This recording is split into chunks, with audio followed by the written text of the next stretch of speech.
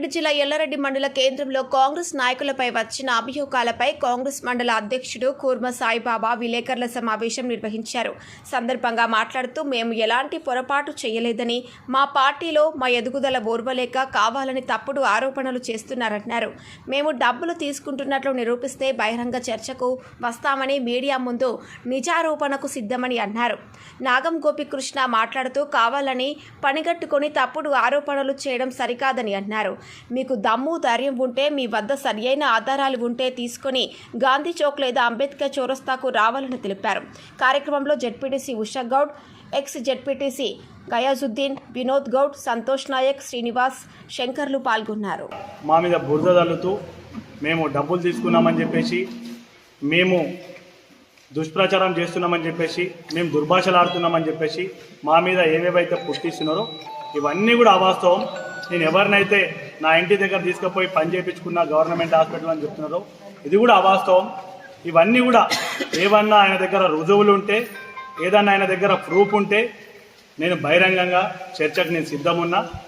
నరసింహులు గారు వాళ్ళ టీంతోని ఎక్కడంటే అక్కడ, మేము ఒకవేళ నిజంగానే పైసలు తీసుకున్నట్టయితే ఆయన ఎక్కడికి రమ్మంటే అక్కడికి వస్తాం.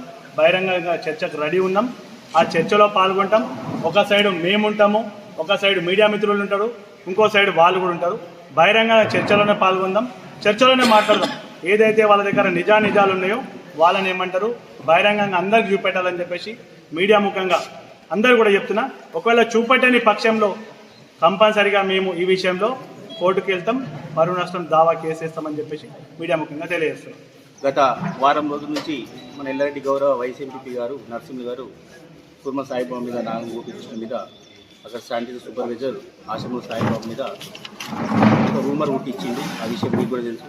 ఎక్కడ ఏ షాప్ దగ్గర 20 మంది కనబడితే వీళ్ళ వీడియోలు ఉన్నాయి, ముగ్గురు ఉన్నాయి, అవి ఉన్నాయి, ఇవి ఉన్నాయి అని చెప్పేసి రకరకాలుగా అటు మీకు మీడియా వాళ్ళకి చెప్పడం, ఇటు పబ్లిక్ చెప్పడం, రకరకాలు చేస్తుండు.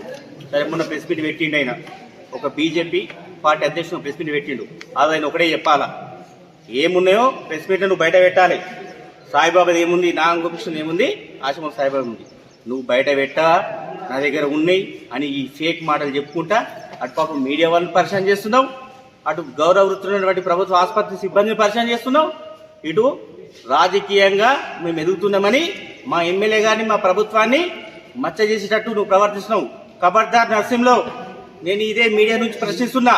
నీకు దమ్ము ధైర్యం ఏమన్నా ఉంటే, మాది ఏమున్నా ఎవిడెన్స్ తోటి ఇదే గాంధీ చౌక్ వస్తావా, అంబేద్కర్ చౌరస్తాకి వస్తావా, ఇదే ప్రభుత్వ ఆసుపత్రి దగ్గరకు వస్తావా, ఓవైపు మీడియా ఉంటుంది, ఓవైపు మేము ఉంటాం, ప్రతిపక్షంగా మీరు రండి, ఏం ఆధారాలతో వస్తున్నారు వచ్చి నువ్వు నిరూపణ చేయుది.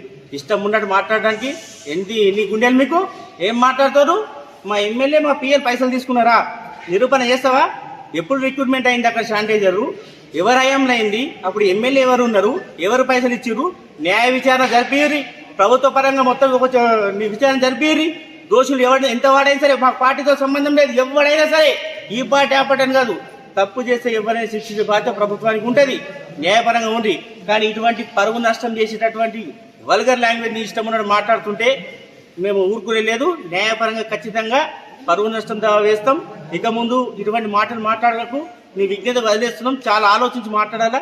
అటు ఎమ్మెల్యే గారి పైన, మా నాయకుల పైన బురదమని చేస్తున్నటువంటి ఈ డమ్మి వైస్ ఎంపీ బేషరతుగా అంబేద్కర్ చౌరస్తాలో క్షమాపణ చెప్పాలి.